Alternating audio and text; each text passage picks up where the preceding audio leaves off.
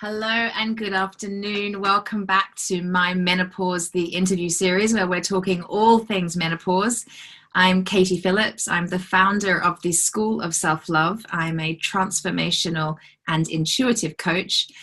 And oh my goodness, interview number 5 today. I don't know whether I'm coming or going. It's all becoming a little bit of a blur, but I was just saying with Diana, who I'm about to introduce you to, that I'm just learning so much, and I feel like by the end of this week I'm going to be the most clued up woman on the planet about menopause. and it's great. I tell you, information is power, and awareness is the first step to change, and I say that all the time anyway. And I tell you, I feel so empowered with this information to know that I can create my experience of menopause to be the most positive experience. And it really is, I'm discovering it for me personally, it's going to be just little tweaks here and there that are going to make the journey so much easier. And we're only halfway through. We've still got 2 more days to go with loads more fantastic information. So I hope you'll stay with us over the next coming days. But let's dive in and meet Diana Marchand. Hi, Diana. Hello. Hi. Thanks for having me. And thanks for the work you're doing. This is fantastic. No, thank you. You're welcome. And where are you calling in from? I'm calling in from Vancouver Island. So it's off the coast of Vancouver in Canada. People think we're in Vancouver. So it's an island off the coast of the big city, Vancouver. But it's a big island. Yeah, so it's beautiful, sunny here. We have green grass, we have green leaves, we have flowers. We don't really get much of a winter here. So. Oh, I might come visit. Yeah, it is. Yeah, it's very nice. Love it. So Diana, I'm going to introduce you by reading out your bio. Sure. Okay. All right. So Diana is a healthy eating and living coach for women over 40. She's passionate about helping women navigate through the midlife phase and beyond. She helps women align mind, body, spirit to who they really are and who they're becoming, and to step fully into their true self. Honestly, Diana, that could be a line out of my own bio. Through her programs, coaching, and workshops, women discover the right foods for this phase of their life so they have more vibrant energy and health. They release limiting beliefs, old habits and behaviors, and gain a clear vision of what they now desire to create in their life and take action to fully align to that. Hear, hear. Wonderful. So Diana, let's kick off by, if you're happy to share your personal menopause journey, your story around your menopause. Sure. Well, I've always been into kind of eating healthy because I had issues with preservatives and headaches and digestive problems since in my 20s. So that kind of always led me to finding food, going to food, always towards foods and what can I eat? And my passion has been wellness. So I've been a personal trainer and a yoga instructor. And I was doing and then I became a raw food chef, but I was doing my personal training at the time. And I was working with a lot of women coming in midlife. I was probably very early 30s, 40s when I was doing it. And so I was kind of attracting women in my age, kind of in my 40s. And what I was noticing is that, of course, it was the weight gain around the middle. And everybody was like, well, what used to work doesn't work anymore. And I was working in a place where we were, of course, recommending certain foods that everybody had. And so then it was like, oh my God, this isn't working. And then it began not working for me. Whereas the exercising I was doing, the eating, supposedly healthy, I was still gaining weight in the midsection. And I was, this had never happened to me before. So I was stuck at going, oh my God, what is this? And whenever there's a problem, I need to find a solution. So I'm very that based. So I'm like, okay, what is it? How can I get rid of this? What's happening? And so I was 43, just like you, I guess. Yeah. But of course, at that time, I thought menopause, was hot flashes and you didn't start till at least 50. So then I was like, well, what's going on? And then my memory started going really weird. Digestive problems got extremely bad again. I ended up in adrenal fatigue. So I started getting really tired because I was also somebody who was extremely active. So I was exercising like crazy. And I was still eating the foods that I used to eat and not enough of the right foods. And so all this began to happen, and I just began to feel horrible. And here I was, a personal trainer, yoga instructor, and I looked like crap, and I felt horrible. And so I ended that, because what I discovered was I wasn't helping people the way I wanted to. And so I set out on a self-discovery of like, okay, started getting into cleaner and healthier foods, which is more raw foods, more nutritious foods, nutrient dense foods. And that was against what the gym was kind of going for. So that's when I started what works, what will work for me, how can I feel better? And I began to study and research, and I found there was really no YouTube or there was no Facebook. So I went to books, and I found Dr. Christine Northrup and started learning, and was like, how could I be going through this? I'm only 43. Went to see doctors who said, there's no way, you are far too young to go through anything like this. It's in your head, whatever. So of course, very frustrating. Yeah, but basically a lot of self-education, and I devoured books. I devoured everything I could find. And like I said, I started becoming into raw foods at that time. I became a raw food chef. I worked at a restaurant, helped open up a restaurant. Then I began to do workshops and classes. And really what I noticed, a lot of women that, again, I started attracting were women kind of like me. Mm-hmm. We're going through that phase, and we're like, oh my God, help, nothing is working, right? Yeah. Because so many things are geared towards a specific way of eating. But you could be in your 20s, 30s, and 40s, like, we're in keto and paleo. They don't have any age specific. It's just like, this will work for everybody. That's not true, right? Right. Well, that's kind of that's a short version of how I got to doing this type of work. So where are you at on your menopause journey now? Well, I'm 54. And so I finished when I was 48. Okay, so I heard one of the experts, I think it was Deborah Garlick on Monday, she talks about achieving menopause, which I rather like. Yes. So you achieved menopause when you were 48? Yeah, so you're in perimenopause up to it, when you're still having your period and all the changes. And then when you haven't had a period for one full year, then you're menopause, and then you're postmenopause. You're like done. Like menopause is really... It is actually so short, because it's haven't had your period for 1 year, menopause, and then you kind of postmenopause. So, right. Yeah. So the big changes are the perimenopause. Yeah. Yeah. And you're postmenopause now. Oh yeah. You look like you're thriving. You feel so much better. I can tell you that. My mood started balancing, the weight, because though, like the thing is that you will thrive after. Like I tell women, if you do and take care of yourself when you are going, like what you're doing is brilliant, because you will move through it much better. And when you finish, you will feel so much more amazing. And you won't have the 10, 20, 30, 40 pounds that some women gain, which is very normal. I talk to women all the time who gain at least 30 to 40 pounds. Yeah. So when we spoke a couple of weeks ago, whenever that was, we had something very much in common in the way that we work with women. So I do a lot of work, as you know, with codependency, people pleasing, re-educating women and showing them how to overcome whatever it is that's blocking them to putting themselves first. It's a really big piece I'm starting to discover with menopause.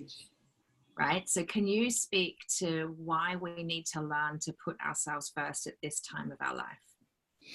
Well, I'd say, I did a video yesterday. I can tell someone the food in about 3 minutes. It is the other things that take the time. It's absolutely true. We are so used to, most women have been mothers or raised kids and then taking care. So it's always this taking care. And when we are at that phase where our kids are young, that is what we do. They need us. That's where our attention goes. But 50, 100 years ago, women didn't work. And when they hit even 45, lots of them, their kids were grown because they had children young. And so this phase of life was definitely meant to be their time, right? because their kids were either working on the farm, they were totally independent, or getting married and having kids of their own. So they were the grandmothers. They were the ones who could sit back, the wise women. And that doesn't happen anymore. Often women now have raised their kids, then their career is starting to grow and bloom. And so they're so focused on the working 5 days a week. Then they've achieved, so many people have these big homes now with big, beautiful yards and 2 cars, and kids are staying at home longer and all this. And so their everyday life, instead of slowing down, is speeding up. Wow. And there's more and more people relying on them. And then the aging parents, when we hit around 50, our parents now may be having problems, health problems, Alzheimer's, dementia. We need to take care of them. So you have women taking care of teenagers or young adults who are still at home, their spouse, their big home, their yard, and their aging parents, plus working full time. Never before has this happened.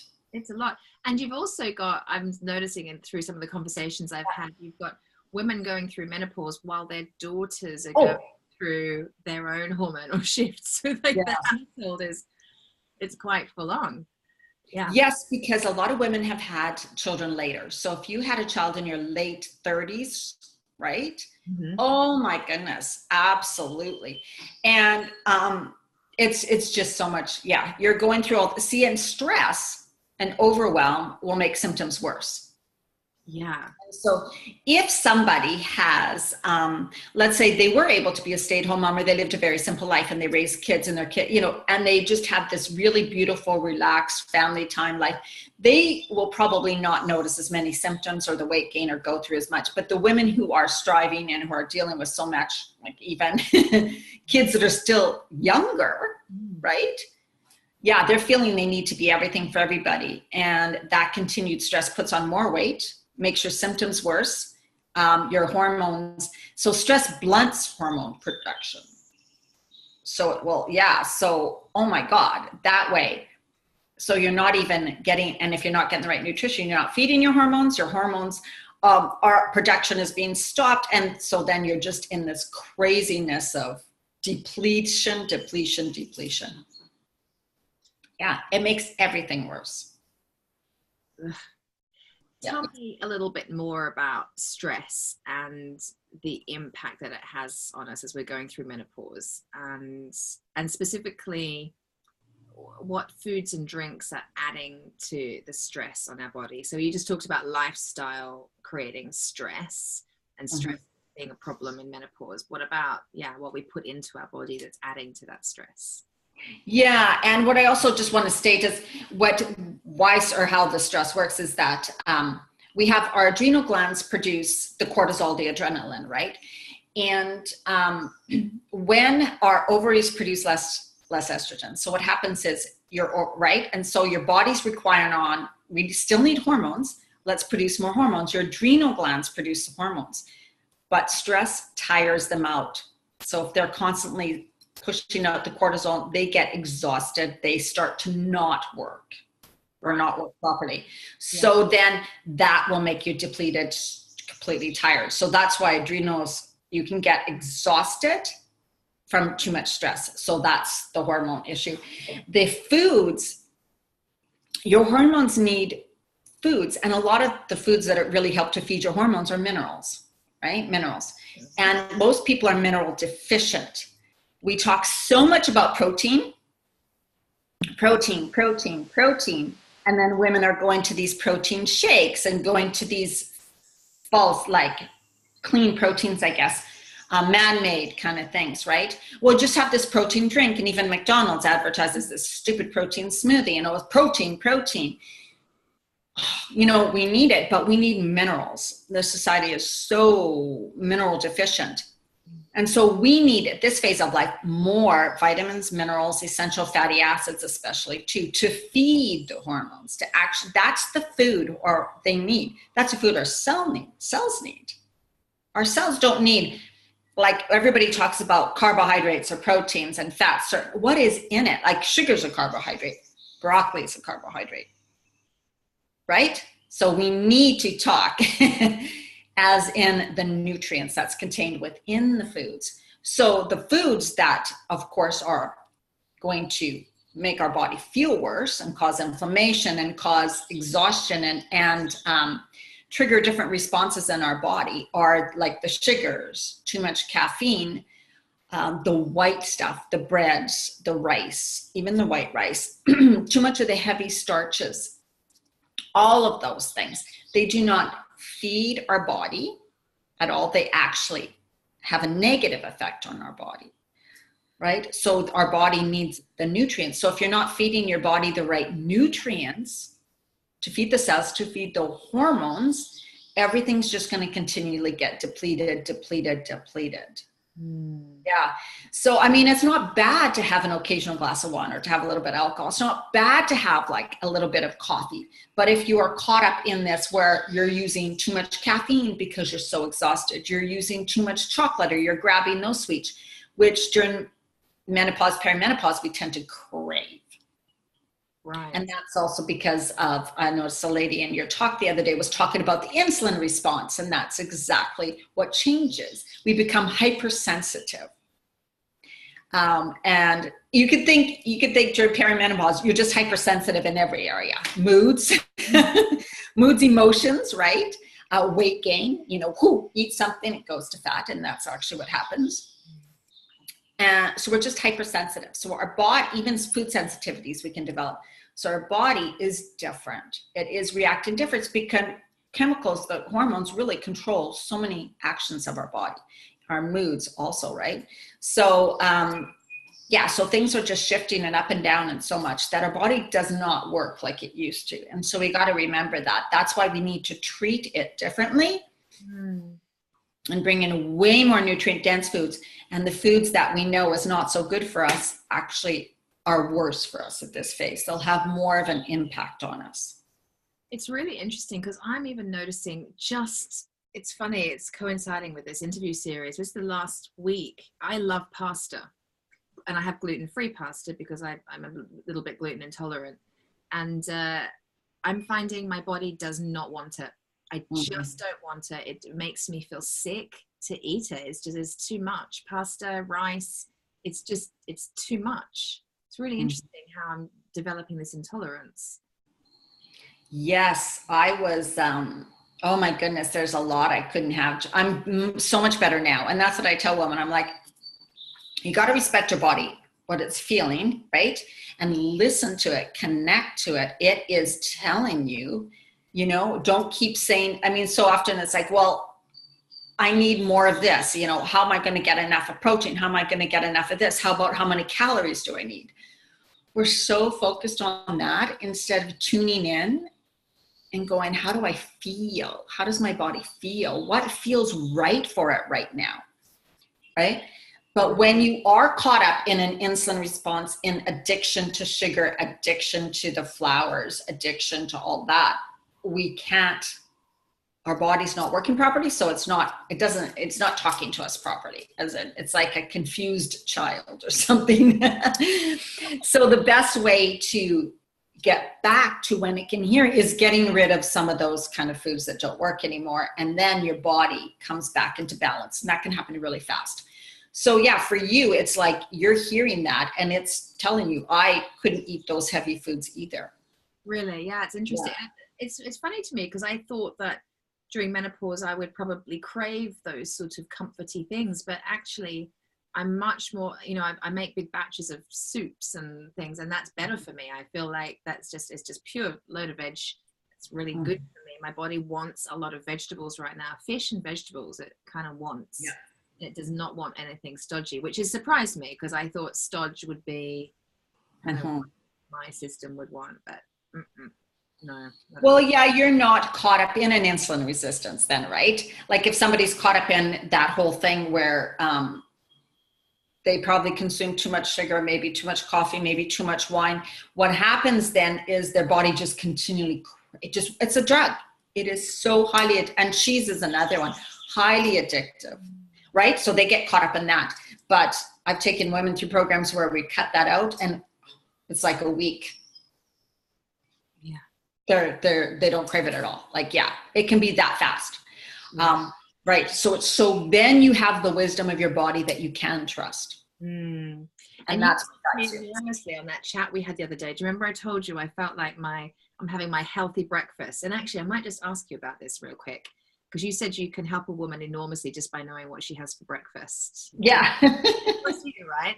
Yeah. Yeah. So I was having my oats with water, so like a very clean porridge, with stewed fruit every day, and I was getting really chunky around the waist, and I just couldn't understand why I was putting on weight. And we spoke, and you explained to me, what was it that because I've stopped doing that now, and I've instantly lost the weight around my waist.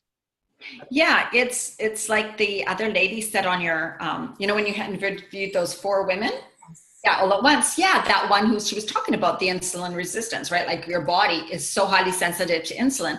And so anything starchy, like oats are a carbohydrate, a starchy carbohydrate. So in your 20s and 30s, they are great. Your body brings them in, uses them as fuel, and it's just like, yes, yes, yes. And then if we get this weight gain or in this middle-age phase, they are seen like almost like a high glycemic food. So they come in and it's like, oh, sugar, right to fat. Hello. And then with fruit, the combination of fruit and that starchy oats is not a good thing for digestion. And it can also cause a lot of bloating and discomfort. And so you were combined, yeah. And the oats themselves may have fiber, but they don't really have a lot of good nutrients, especially if they're not being absorbed properly, which can happen in midlife. Yeah. So we got to kind of stay away from that stuff in the, and then I told you, try cooked quinoa is such a better option. Yeah. And so and I said to my boyfriend, I said, apparently I need to be making quinoa porridge. So he's like straight on made me up a batch. It was amazing. So yeah, and it's made all the difference. Yeah, thank you. Yeah, I put chia seed, ground flax, some sunflower seeds or pumpkin seeds, some almond milk or whatever, with a bit of like you put in the good stuff with it too. And then of course, smoothies, right? Like we got to have the smoothies or the juices, because that's where all the minerals are. That's where all the essential fatty acids, all that, well, the chia seeds, but yeah, you want your goodness. What do you have in your smoothie in the morning? Oh, I change it up. Sometimes it's blueberries, spinach, kale, hemp seeds, water, chia seeds, a date, maybe a jewel date. And then it may be cucumber, like a spinach, a little bit of frozen pineapple, celery, kale, chia seeds. Yeah, I kind of change it up. But another thing for this phase of life, bananas, because they're very high in sugar cut, right? That's something to cut way back on. And a lot of the fruit. Right. Which we're used to seeing fruit is really healthy. But actually, if you have the weight gain in the middle, I would say try to get rid of, berries are good, but kind of get rid of the fruit for a little bit. Yeah, beautiful. Good advice. What do I want to ask you now? Let me look at my questions here. Well, I mean, maybe we've kind of covered it, but I was interested to know, what are the biggest bad eating habits that you see among women that's making their menopause a misery? Yes. So definitely it's a lot of in the morning. What I see is, so they get up and they just have their coffee, and then they may not eat, or they would eat, let's say, oatmeal or yogurt for breakfast, and then go to lunch. And then sometimes lunch is like, well, I maybe have time for lunch. Maybe I don't have time for lunch. Or they have, let's say, a smoothie from a mix, which I always ask, what's your smoothie? Well, it's protein powder and water, or protein powder and almond milk. And that's it.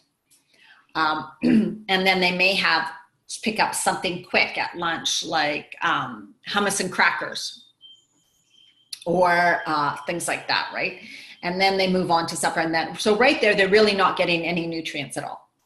They're not even hydrating their body in the morning. Yeah, you need to have lots of good water, the lemon water. You need lots of water, and then green juice, smoothie, some sort of thing like that with all the nutrients in them. And if you're hungrier, like that quinoa breakfast, the yogurts now are really bad unless you get a really good organic plain yogurt or a kefir. But a lot of times women have have problems with dairy, and dairy's acidic. It causes mucus in the body. It ages our skin. And so I try to say, cut back. Another thing for yogurt is like coconut milk, ground chia seeds, chia gel, and a little bit of a sweetener with blueberries, and you blend that up in a make a really thick yogurty coconut milk smoothie, and that'll be like yogurt. But anyways, so I basically see women not eating enough in the morning or eating all the wrong foods, and then their shakes or smoothies just consist of either just berries and almond milk or just protein powder that could have a lot of other junk in it, be highly processed, so have pretty much no nutrients.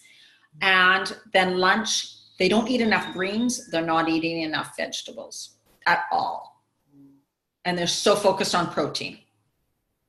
Right. Good. Yeah, it really is about increasing the nutrients, isn't it? Yeah. Yeah, because those are the foods, like I always think, that's the food that feeds your body. Those are what your body's looking for: vitamins, minerals, essential fatty acids, amino acids. That's what your body, that's the building blocks of the cells. Like it has nothing to do with how many carbohydrates you eat or how many, grams of protein you eat, right? What kind of protein are you eating? Like bacon? I don't know. That's not going to help your body. So Diana, tell me, I want to get some advice from you for what would you say to a woman who doesn't consciously aware, doesn't think that she's hit perimenopause yet? Is there anything that she could be doing to make the beginning of her perimenopause more manageable? Is there any prep she can be doing? Yeah, it's a huge amount. There's a couple things. So stress, like some people think, well, I don't have time to take a 2-hour yoga class, or I don't have time to meditate for an hour. The thing is that what you need to do is bring awareness to your body, which is a huge thing. Check in throughout the day. Just do that breathing. How am I feeling? Up here. Connecting to your body, doing some grounding, even just breathing down through the center of your body, anchoring yourself right like roots of a trees to the center of the planet. You can do that in a lineup. I will do that at a grocery store lineup because I'm like in this, oh my God, I'm so busy. And then, okay. Yeah. Stand, ground, breathe. So little things during the day, starting your day, not in a manic panic, waking up and taking 5, 10, 15 minutes to just read a good spiritual book, read some passages, do some affirmations, do your breathing. So develop right now ways to handle the stress response, because your stress response is going to go through the frickin' roof if you don't learn to handle it. Because just think, we're hypersensitive in perimenopause. So everything is like more exact, just like a girl going through adolescence. Yeah, it's very similar, isn't it? Yes. Our hormones are doing different things, but if you think, oh my God, everything sets her off. Oh my goodness, everything's a big deal. It's, that's the way we kind of feel. So by learning and understanding, oh, okay, this is what's happening. It's not real stress. It's not real. Come on, you're okay. You're safe. Learning to feel safe, learning to calm yourself, learning to coping mechanisms, how to breathe through things. Of course, self-love. Right? This is the most important time, because all your crap is going to come up. Yeah. It's all going to come up because it's meant to at this time. Now you have time to take care of all your crap that you've been pushing down for years and haven't dealt with. Right? So working on yourself. And then the food. Yeah. Yeah. So let's speak to that you just mentioned. Let's look at the spiritual message of menopause, because beyond the physical, which you're clearly expert at, I know you have some spiritual beliefs around what menopause is and what it's sort of calling us to do. Can you speak to that, please? Yeah, it is definitely, it's a change of life, and it's a rite of passage. And it's just like, in many, many cultures, they celebrate, as we know, different passages of life. And this is one. But of course, I think we tend to think that's 50, 55, which yes, that's then too, but it can start happening earlier. What starts to happen earlier is if you are at that stress and our food and all this creates more hormonal changes now earlier than ever. Same with for our younger girls. So now, wow, we're getting these earlier. And then I believe that in midlife, it is another phase of our life. It's another phase. You know, like we celebrate when women become real women or boys become boys, right? And especially in certain cultures, they really celebrate it. This is another phase.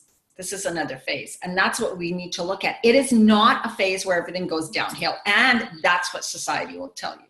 Totally. I went to bed last night feeling so excited, like really, really excited. I was like, this is brilliant. It's like the next chapter of my life. I'm so excited to lead the way and show women as well that we can do it with such positivity. I was just excited that just what you, I'm like, I feel like we should be celebrating it rather than hiding it shamefully.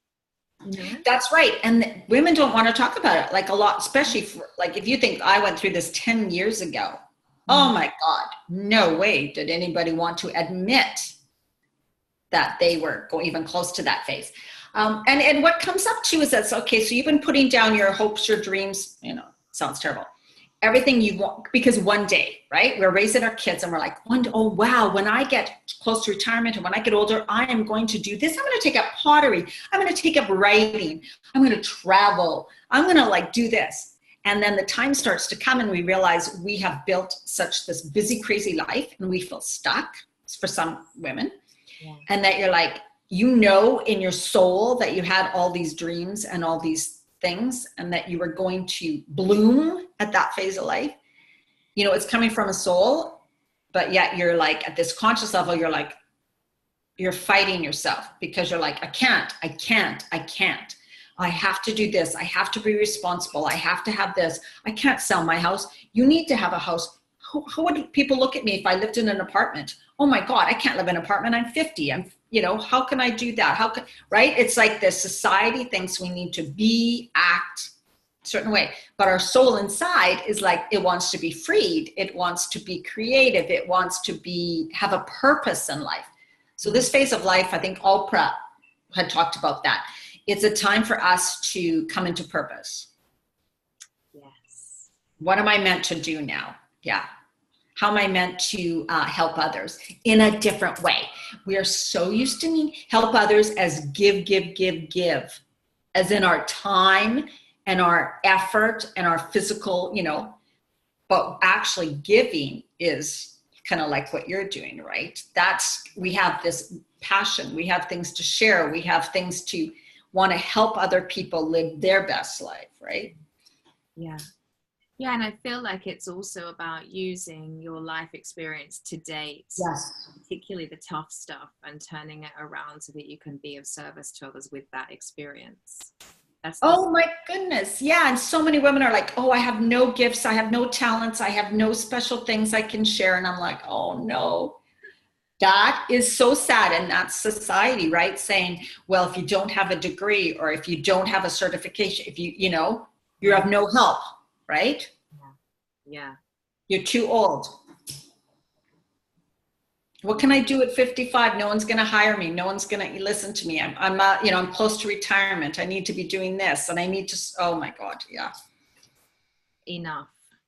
Yeah. It's really a time because it's never too late. It's like you said, we have a lot to share and come into your purpose. What does your soul want to do? That's what I say to people. You can start now. You don't have to leave your husband. You don't have to leave your job. You don't have to sell everything and start traveling the world because, that's just not real. It's not all or nothing. It's start. Absolutely. May I ask you a couple of Q&A questions that have come in from? Oh, for sure. Yeah. Yeah. So we've got one here. Do you think you can get rid of permanent pins and needles in feet through food? Causes bunions, hammer toes, and corns. Have refused a bunion operation. Now same problem in second foot.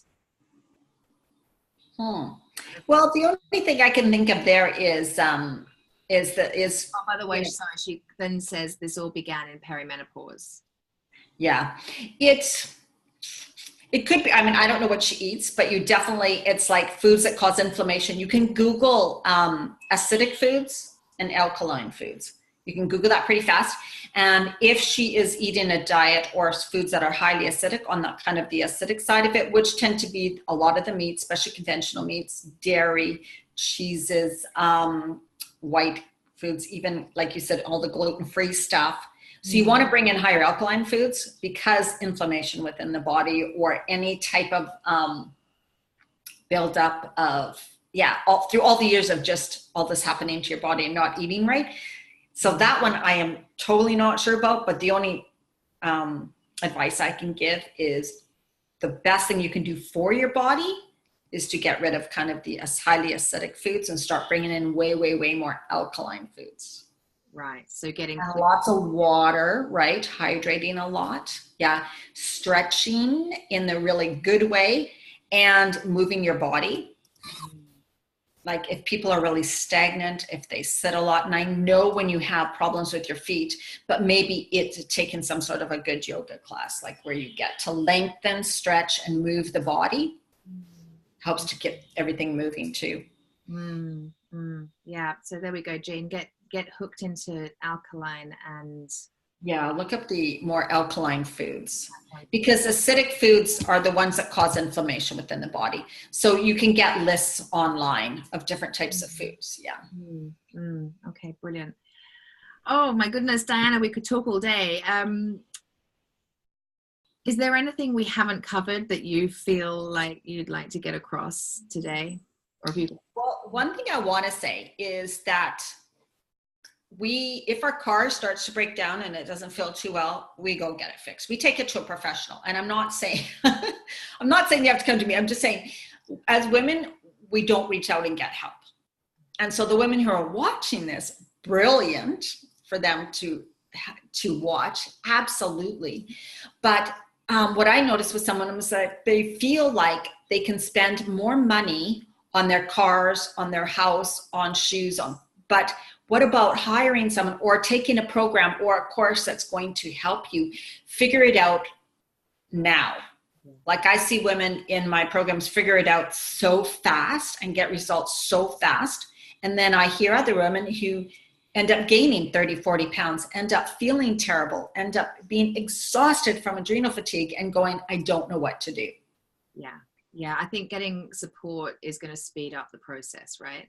Huge. Like a week or two you can get results, like probably less. It's so incredible that and you've had many experts on, and you will. So I just highly encourage anybody out there to just reach out to whatever expert or person that you feel, I love this person, they're great, I want to get to know them more about them. Because it has to be that personal connection, doesn't it, where you really feel that you're in alignment with what they're about. Yeah, it is. By you reaching out and getting help, that is the most important thing, because then you can get everything. And don't try to change your family, because that ain't going to work. Just work on yourself and lead by example. And I'd say for a woman starting to take care of themselves, they're showing their family. Like we always say, we want our kids to be healthy and happy. But if we don't take care of ourselves, our kids are watching that. If we put ourselves last, your child is going to grow up doing the same thing. And then you're going to be saying to your child, why don't you come on, you got to take care of yourself. Well, if you're saying that, you need to take care of yourself. Right? Yeah. So that's what they say, putting yourself first, which some people think sounds so horrible. What it just means is so that you can recover, feel better, so that you can be better for others. If each person took complete good responsibility for their health and wellness, the world would be a much better place. Oh my God, high five. Exactly. The people that we love most are going to get the best of us as well. So yeah, it's crazy, this idea that it's selfish and egocentric to put yourself first. It is just crazy, because our loved ones are not getting the best of us, and we're getting sick when leaving them, because we're not taking care of ourselves. So it's crazy. Yeah, all the states of cancer out there with women, it's crazy. Yeah, seriously crazy. And another thing I want to say is sugar feeds cancer. And, you know, when women are caught up in the perimenopause loop and they're craving sugar and they don't know how to change their diet, and then their insulin is hypersensitive, more sugar, more wine, more of this, more of that. What's the main age of women who get breast cancer? Look it up. Yeah. Stress, bad eating, thinking they're not good enough to put first because society would think them as a terrible person. Yeah. Unfulfilled dreams, unfulfilled passions. Yeah, it's such a call. It is time for self-care and self-love. Absolutely. Yeah, so thank you for spreading it. Thanks for spreading the message of self-love, and thanks for doing this series. And right back at you. Thank you. And thank you for your time today. This has been really helpful, really amazing. Yeah, I loved it. Loved every minute. Keep up the fantastic work. And take care of yourself after you finish this. Yeah, no, don't worry. I've got, as I was saying to you before I came on the call, my self-care this week is fantastic. It's through and I will continue to. Yeah, thank you. Okay. I promise. Okay. And sending all the women love out there. You deserve to take care of yourself. Thank you. And thank you everybody for joining us, and we'll see you tomorrow. Lots of love. Bye.